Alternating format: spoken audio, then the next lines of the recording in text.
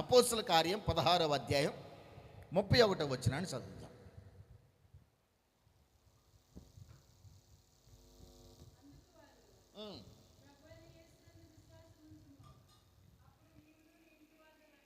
అప్పుడు వారు చెప్తున్న మాట ఏంటంటే, అందుకు వారు ప్రభువైన యేసునందు విశ్వాసముంచుము, అప్పుడు నీవును నీ ఇంటి వారు రక్షణ పొందుదురని ఒక మంచి సేవకుడు చెప్తున్న మాట.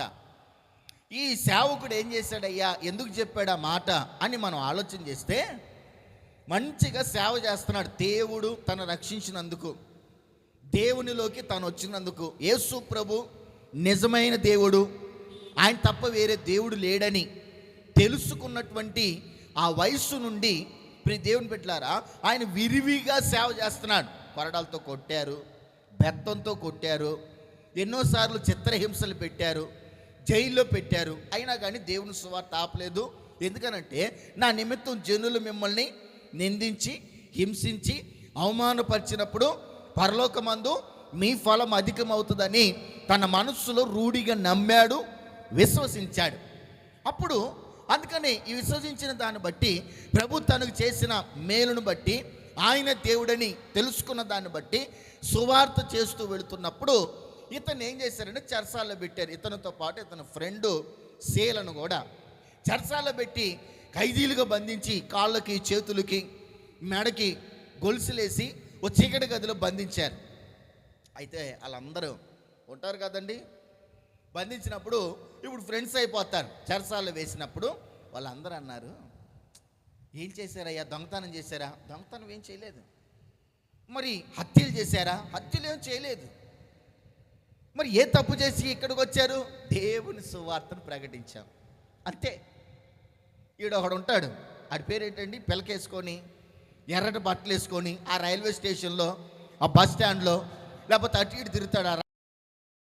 ఆడు అటుగాడు ఇటుగాడు, ఆడి మాట కూడా ఒక రకంగా తేడాగానే కనపడుతుంది. ఒకసారి రైల్వే స్టేషన్లో ఒక ఆయన కరపత్రికలు పంచుతుంటే ఏదో అనరాని మాటలు అనేసాడండి. ఈ రోజున విచ్చలవిడిగా చెవులు కోసిన మేకలాగా, కుక్కలాగా, తోక కోసిన కుక్కలాగా వీధులు అమ్మడబడి అడుక్కు తినేటువంటి వారు కూడా దేవుడంటే లోకువైపోయింది. దేవుడంటే లోకువైపోయింది. ఏదో ఒకరోజు మొత్తుతాడు, చూస్తూ ఉన్నాడు, కనిపెడుతూ ఉన్నాడు, ఓర్పుతో ఎదురు చూస్తున్నాడు. ఏదో ఒక రోజు ఒక మొత్తేతనం వస్తుందండి. అప్పుడు విర్రవీగే తనమంతా కూడా, సైన్యం అంతా కూడా అగాధ పాతాలలోకి తొక్కుబడతారు. ఇది మాత్రం వాస్తవ్యం. హల్లెలూయా. ఇలా సేవ చేస్తున్నప్పుడు, అయ్యా ఏంటయ్యా మాకు కూడా చెప్పండి. ముందు మీరు దేవుని యందు సంతోషించడం నేర్చుకోవాలి. ఎలా సంతోషించాలి అని ఆ ఖైదీలు, ఆ ప్రాణభయంతో కొట్టుకులాడుతున్నటువంటి ఆ ఖైదీలకి పౌలు శీలు ఏం చేశారు తెలుసా? ఆ చీకట్లో ఓ చక్కటి పాట పాడారండి. ఆమె ఏ పాట పాడారండి? ఒక చక్కటి పాట. యెహోవా నీ నామము అనే పాట చక్కగా పాడుతూ ఈ పౌలు శీలలు పాడుతూ ఉన్నప్పుడు, అప్పుడు డ్రమ్ములు లేవు, పాడుతున్నప్పుడు అయ్యా నేను పాడేటప్పుడు కొంచెం చప్పట్లు కొట్టండి అన్నాడేమో. వీళ్ళు కూడా ఏం చేశారు? పౌలు శీలలు పాడుతూ ఉంటే పక్కనున్న ఖైదీలు ఏం చేశారు? విచిత్రంగా పల్లెని బయట పెట్టి వీళ్ళు వాడుతారా అన్నారా?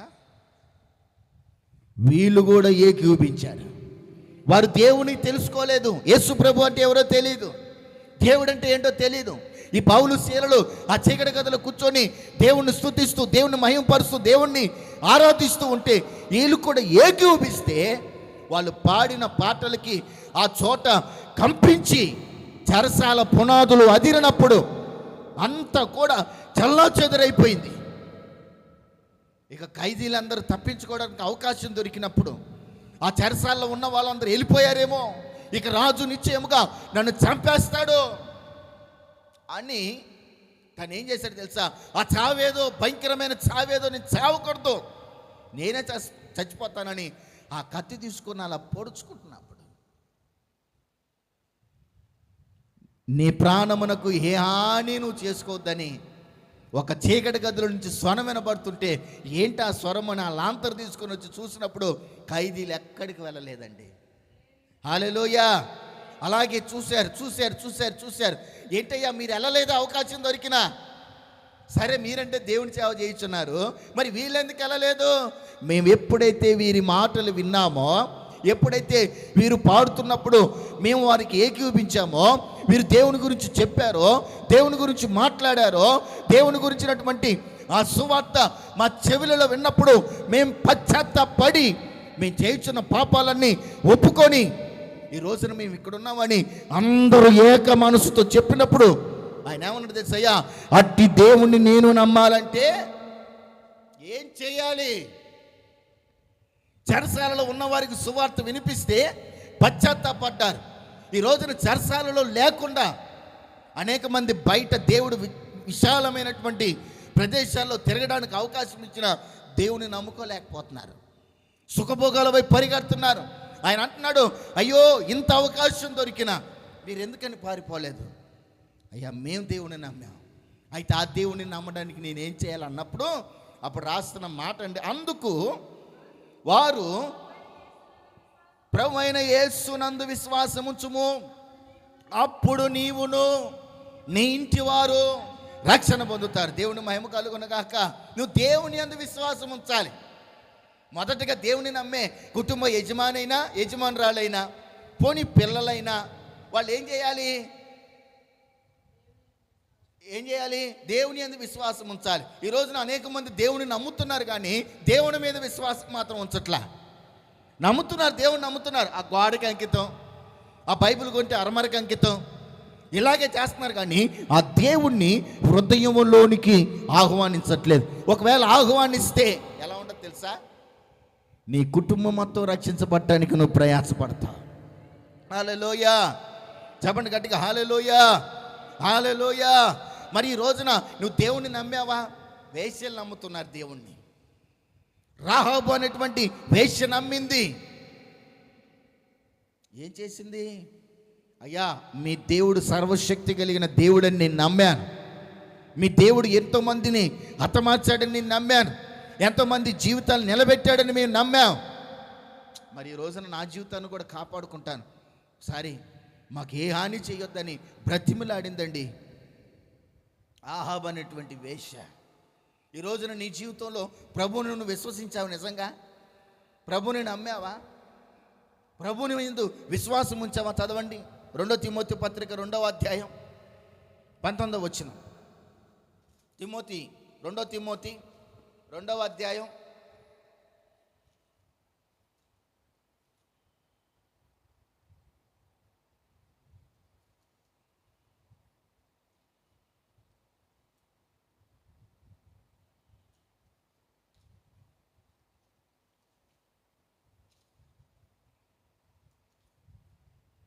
19వ వచనం. అయినను దేవుని యొక్క స్థిరమైన పునాది నిలకడగా ఉన్నది, ప్రభు తన వారిని ఎరుగును. ప్రభు తన వారిని ఎరుగునను అనునది, ప్రభు నామమును ఒప్పుకొను ప్రతివాడు దుర్నీతి నుండి తొలగిపోవలెను. దేవుని స్తోత్ర. నువ్వు దేవుణ్ణి నమ్మావంటే నువ్వేం చేయాలి? ప్రతి దుర్నీతి నుండి, ప్రతి దుష్కార్యము నుండి, ప్రతి దేవునికి అసహ్యమైన పని నుండి నువ్వేం చేయాలి? తొలగిపోవటం నేర్చుకోవాలి. అబద్ధం ఆడేవాడు అబద్ధం ఆడకూడదు, దుర్నీతిగా ప్రవర్తించేవాడు దుర్నీతిని ప్రవర్తించకూడదు. ప్రభు నామమును ప్రతివాడు ఏం చేయాలి? దుర్నీతి నుండి తొలగిపోవడానికి ఇష్టపడాలి. దేవునికి నచ్చని పనేదో, దేవునికి అసహ్యమైన పనేదో, దేవునికి ఇష్టం లేని పనేదో నువ్వు దేవుని నమ్మావా? నువ్వు దేవుని విశ్వసించావా? నువ్వు దేవుణ్ణి సొంత రక్షకుడిగా అంగీకరించావా? నీ దుర్నీతి నుండి నువ్వు బయటికి రావటం నేర్చుకోవాలి. హల్లెలూయా. ఈ రాహాబు అనేటువంటి వేశ్య దేవుని గురించి వినింది. అయ్యా నేను మారు మనసు పొందుతానయ్యా, ప్రైజ్లా. అప్పుడు అన్నారు, నీ ఇంటికి ఎర్రని దారం కట్టుకో. ఆ ఎర్రని దారం దేనికి సాదృశ్యం తెలుసా? కీడు నుంచి ఆ యేసయ్య రక్తం ప్రతి దుష్కార్యము, ప్రతి దుర్నీతి నుండి నీకు, నీ కుటుంబానికి నీ విడుదల కలుగజేస్తుంది. హల్లెలూయా, హల్లెలూయా. ప్రవహించుచున్నది ప్రభు యేసు రక్తము, పాపములన్నీయు కడిగి వేయును. అందుకని పాటలు నేర్చుకోవాలి. దేవుని స్తోత్ర, హల్లెలూయా. మరి దేవుని రక్తం ప్రతి దుష్కారము నుండి విడుదల కలుగజేస్తుంది కదా. ఆ యేసుక్రీస్తు రక్తం చేత కడగబడ్డ నీవు దుష్కార్యముల నుండి విడుదల పొందావా? విడుదల పొందావా? నువ్వు రక్షణ అనుభవించాను, ఈ రోజున అనేక మందిని బాప్తిసం పొందాను, ప్రభు బలలో చేయి వేయడానికి ముందు నీ దుర్నీతి ఒప్పుకోవాలి.